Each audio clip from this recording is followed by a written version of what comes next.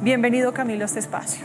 Hola Lina, estoy muy contento de estar aquí en Arriba Bogotá acompañándolos en esta mañana. Bueno, ¿qué significado tiene el bastón blanco y por qué es considerado como un símbolo de inclusión en nuestro país? Bueno, Lina, el bastón blanco es muy importante para la población con discapacidad visual a nivel mundial porque justamente es ese símbolo que le da independencia, le da autonomía, movilidad, también favorece la salud y el bienestar de cada una de las personas con discapacidad visual que tienen su bastón blanco. Y es ese que usted tiene en este momento en la mano. Ajá, justamente. Sí, señor. Camilo, buenos días, gracias por acompañarnos. Si puede, vaya mostrándonos ahí el bastón, póngalo al frente, que nosotros nos encargamos aquí de hacerle el planito. Y explíquenos cuál es la diferencia, porque además hay varios colores en los bastones. De pronto las personas, hablábamos hace algunos segunditos antes de que arrancáramos esta entrevista, hay dos términos para las personas que no ven o ven muy poco. Explíquenos cuáles son estos términos y cuáles son los bastones que pueden utilizar estas personas con esta condición. Así es, Aníbal. Cuando hablamos de discapacidad visual, hay dos categorías. Están las personas totalmente ciegas, es decir, que no perciben nada de luz, y las personas con baja visión, que tienen un residuo visual. Entonces, cuando hablamos de personas ciegas, tienen el bastón blanco, que es este que tengo acá al frente, que por lo general es blanco, y en la punta tiene el extremo rojo, que es reflectivo, por temas de seguridad y movilidad con el tema de los carros, vehículos. Y cuando hablamos de personas con baja visión, que alcanzan a ver un poco, el bastón es totalmente verde. Eso los hace identificar que tienen baja visión. Y como dato adicional, hay un bastón que cada caña, digamos que es rojo, blanco, rojo, blanco, rojo, quiere decir que la persona es sordociega. ¿Qué significado tiene para la sociedad en general y para el INS y para todas las personas que representa conmemorar cada 15 de octubre el Día Internacional del Bastón Blanco? Bueno, Lina, es importantísimo porque es esa fecha que tenemos las personas con discapacidad visual para apropiarnos de la discapacidad y apropiarnos de este símbolo tan importante que nos da autonomía como lo es el bastón blanco.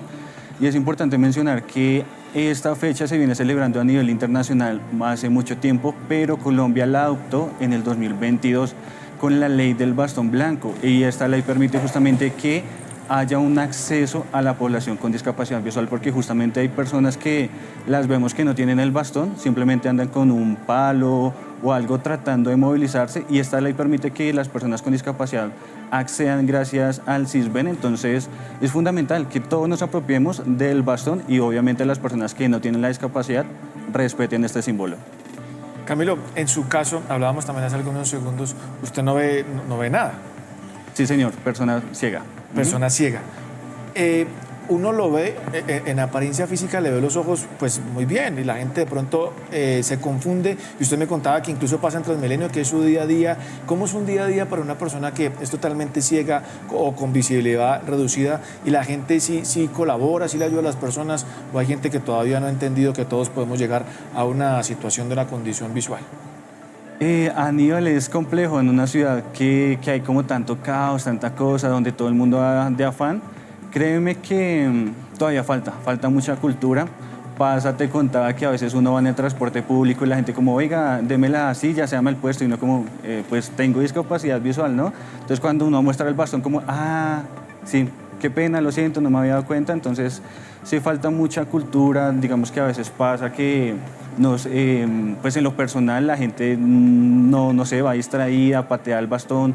Ya me ha pasado un par de veces que lo han partido, entonces quedo en la calle como vía hora. Entonces sí es complejo un poco, pero por fortuna hay personas que sí tienen como esa empatía con respecto a la discapacidad visual, le ofrecen ahí la ayuda a uno, como venga, para dónde va, qué necesita, lo veo como perdido. Entonces sí, por fortuna hay personas que sí tienen como todavía esa empatía por la discapacidad. Camilo, usted es una persona muy noble, una persona muy humana, que califica como complejo que alguien parta un bastón. A mí me parece devastador y muy triste que una persona no tenga la inteligencia emocional y la empatía para poder reaccionar frente a estos símbolos, que todos debemos aprendernos estos colores en los bastones para entender de qué manera podemos ayudar también en la movilidad de las personas con baja visibilidad o sin visibilidad, pero quiero preguntarle sobre su historia personal, quiero preguntarle si usted pues nació sin ver o fue a medida del tiempo que adquirió pues esta condición de discapacidad y hoy además que representa un equipo de producción radial y audiovisual. ¿Cómo lo hace? Por favor, compártanos su historia. Bueno, te cuento, yo adquirí la discapacidad con el tiempo.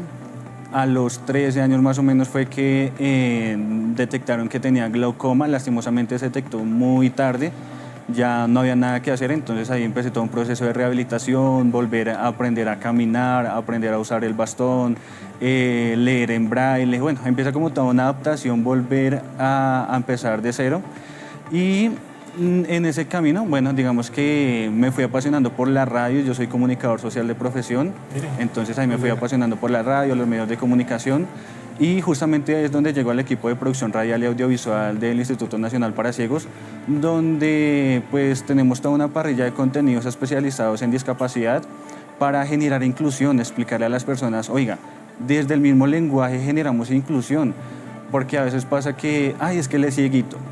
Él es discapacitado. No, pobrecito. Entonces, como que son términos peyorativos, términos que...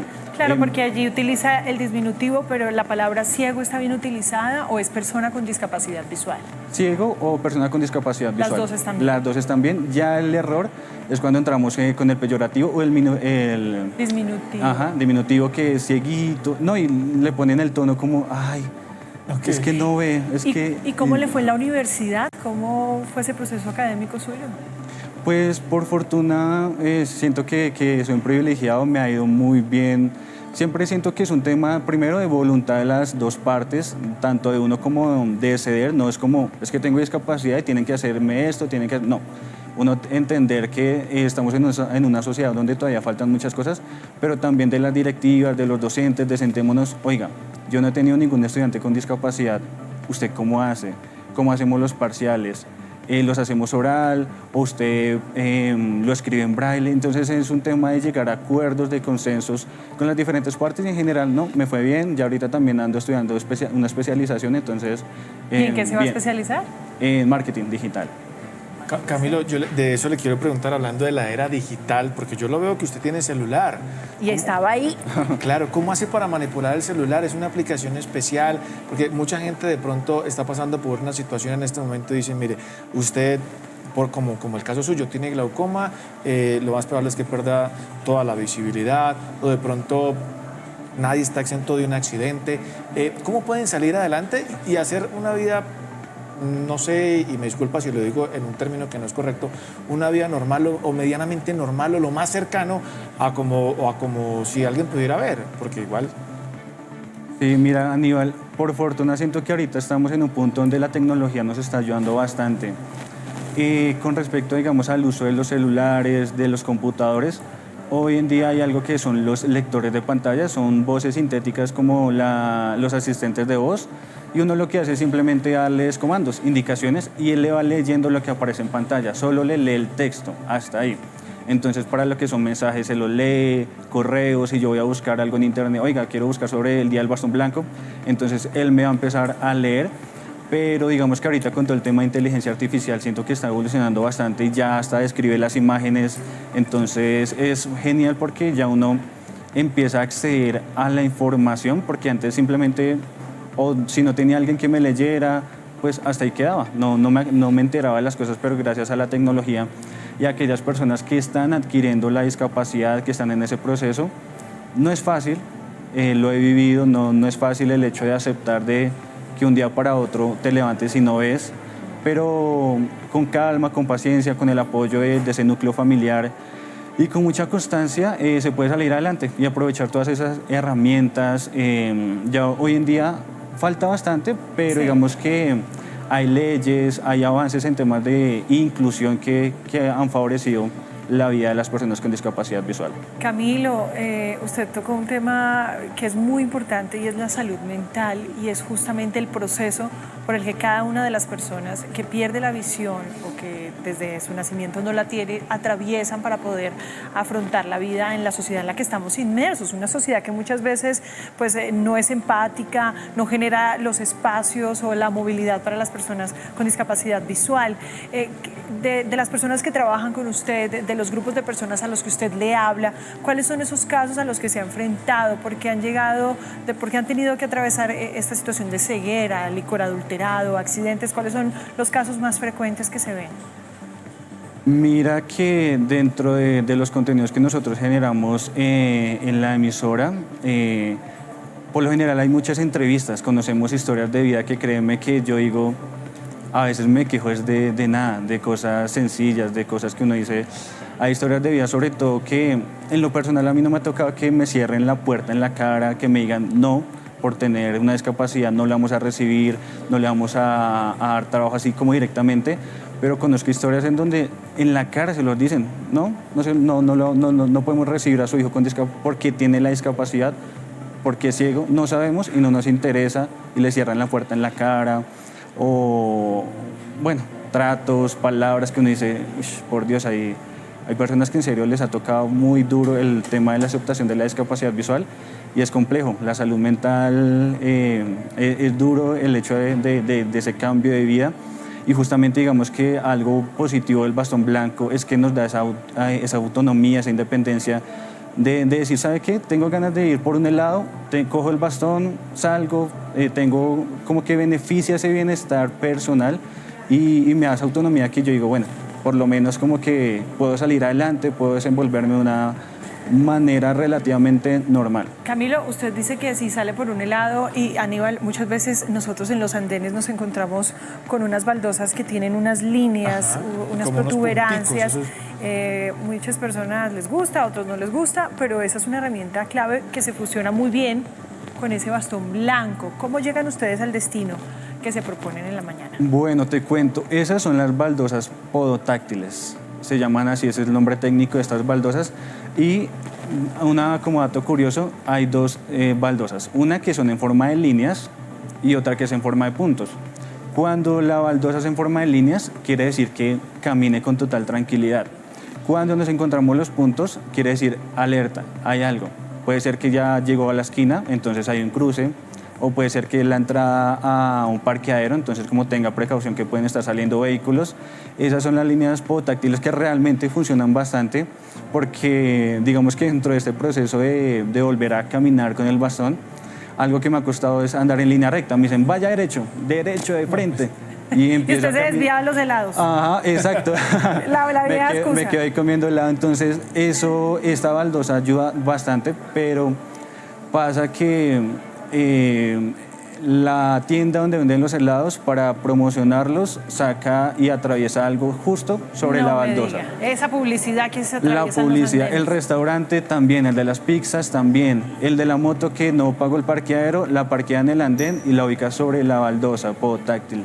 O el que parqueó el carro en el andén, pero lo dejó parqueado al frente de la rampa donde uno va a bajar, o una persona en silla de ruedas tiene que pasar, o una persona con un coche.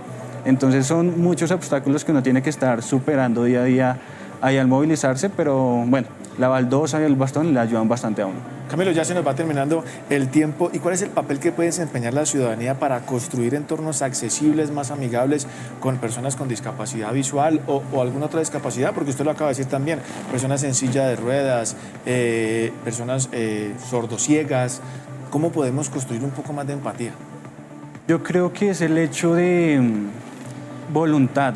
A veces pasa que, listo, no tenemos la infraestructura, no tenemos los recursos, pero si nos sentamos a decir, oiga, ¿qué puedo hacer yo desde mi posición si cuando veo a una persona le ofrezco la ayuda, así no sepa cómo referirme, cómo le hablo, pero si tengo esa voluntad, como siento la intención que de ayudar. Cambian, exacto, porque a veces sencillamente como, no sé una discapacidad, pues me hago a un lado e ignoro el tema, ¿no? Sencillamente como que tengamos esa voluntad de, oiga, involucrémonos, participemos y hagamos la vida un poco más fácil de las demás personas.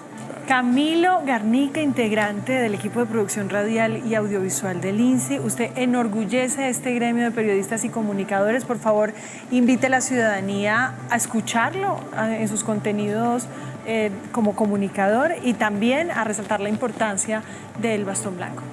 Bueno, a todas las personas que están conectadas, los invito a que ingresen a www.insi.gov.co/INSI Radio, que es la emisora virtual del Instituto Nacional para Ciegos. Allí día a día siempre generamos contenido de inclusión, desde el propio lenguaje, de historias de vida que pues obviamente redignifican la discapacidad visual. Y a todas las personas que tienen la discapacidad visual, que celebremos el 15 de octubre, que es el Día del Bastón Blanco. Y nada, que nos sintamos orgullosos de tener una discapacidad. No es fácil, pero se puede salir adelante. Bien, Camilo, muchísimas gracias por acompañarnos aquí en Arriba Bogotá. Muy amable. A ustedes, muchas gracias.